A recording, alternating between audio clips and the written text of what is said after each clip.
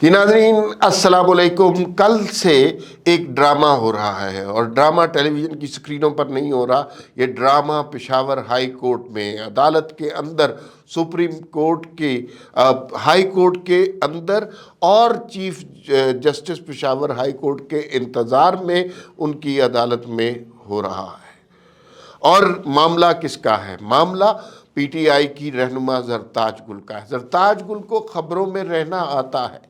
जब ये वज़ीर थी और वज़ीर थी ये क्लाइमेट चेंज की, तो इन्होंने सियासत का जो पाकीज़ा माहौल था उसको भी गलाज़त में तब्दील कर दिया था। और उसके अंदर अगर आप इनकी पुरानी स्टेटमेंट निकालें तो उसमें जो सियासी ख़वातीन के हवाले से, सियासी लीडरों के हवाले से जो गालम गलोच की गई थी वो कुछ और ही थी। लेकिन कल ज़रताज गुल की एक स्टेटमेंट आई जिसमें ज़रताज गुल का एक नया रूप हमने देखा, जिसके अंदर इनकी आंखों के में आंसू थे और हाथ जोड़ जोड़ कर ये 9 मई के वाक़यात पर माफ़ी की तलबगार थी। साथ ये भी बता रही थी कि इनका एक भाई जो शहीद हो चुका है और उसका कद 5 फुट 10 इंच था, उसके हवाले से भी ये बता रही थी कि मैं शहीद की बहन हूँ और मेरे साथ ये सलूक ना किया जाए। ख़तरा क्या था? ख़तरे दो थे कि एक तो इनकी गिरफ्तारी होगी और दूसरा ये है कि इनके कागजात नामजदगी नामंजूर और मुस्तरद कर दिए जाएंगे। बड़ी ही ड्रामाई सिचुएशन थी। इस ड्रामाई सिचुएशन में chief justice Peshawar high court Ibrahim Khan साहब का क्या किरदार था, उस हवाले से ही बात करेंगे। इब्राहिम खान साहब पेशावर के चीफ जस्टिस साहब बड़े सख्त गिर, मोअज़्ज़ज़ चीफ जस्टिस साहब बड़े सख्त गिर आदमी मशहूर है। वो किसी को बिला वजह रियायत देने के कायल नहीं है।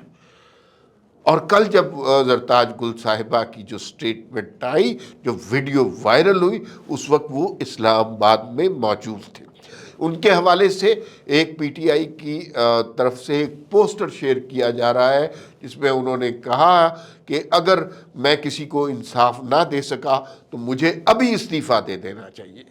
तो ये स्टेटमेंट उन्होंने कल नहीं कही, ये 2 माह पहले किसी और मुकदमे के हवाले से उन्होंने कहा था।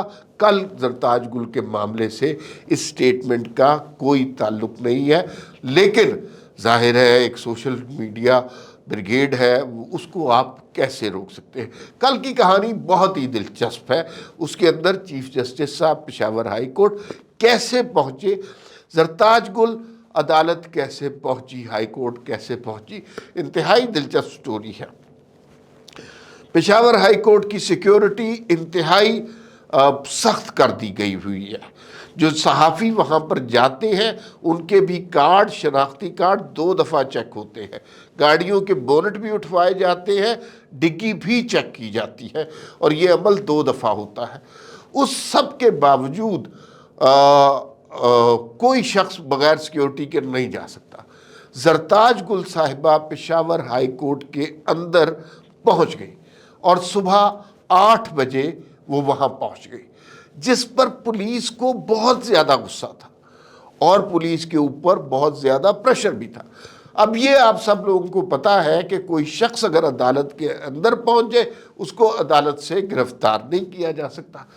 उसके बाद ज़रताज गुल साहिबा ने वहाँ से वावेला मचाना शुरू कर दिया, दुहाइयाँ देना शुरू कर दी। और वो जो इमरान खान कहा करते थे कि मैं सबको रुलाऊंगा, तो अभी तक तो हम पीटीआई वाले सारे लोगों को रोता हुआ देख रहे हैं।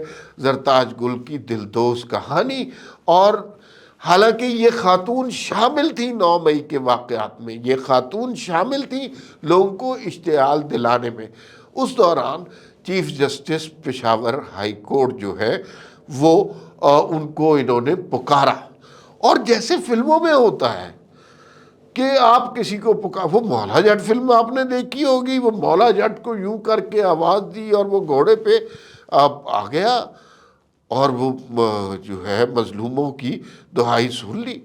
कुछ इसी तरह के मनाजिर हुए हैं। तो पेशावर के जो कोर्ट रिपोर्टर हैं उन्होंने बताया कि कभी पेशावर की तारीख़ में ऐसा नहीं हुआ कि रात के 10 साढ़े 10 बजे तक कोर्ट खुली हो। تو وہ خاتون جو ہے وہاں پر بیٹھی رہی، انہوں نے ریفیوز کر دیا کہ میں نے باہر نہیں آنا، کیونکہ باہر پولیس بہت سخت غصے میں تھی، ان کے افسران آگے پولیس والوں کی بے عزتی کر رہے تھے کہ بھئی آپ کو سیکیورٹی کا انچارج بنایا ہوا یہاں پر، اور آپ جناب یہاں پر بیٹھے ہوئے، اور وہ ایک خاتون اندر چلی گئی ہے جو کہ مطلوب ہے۔ مطلوب کس میں ہے؟ 9 مئی کے واقعات میں۔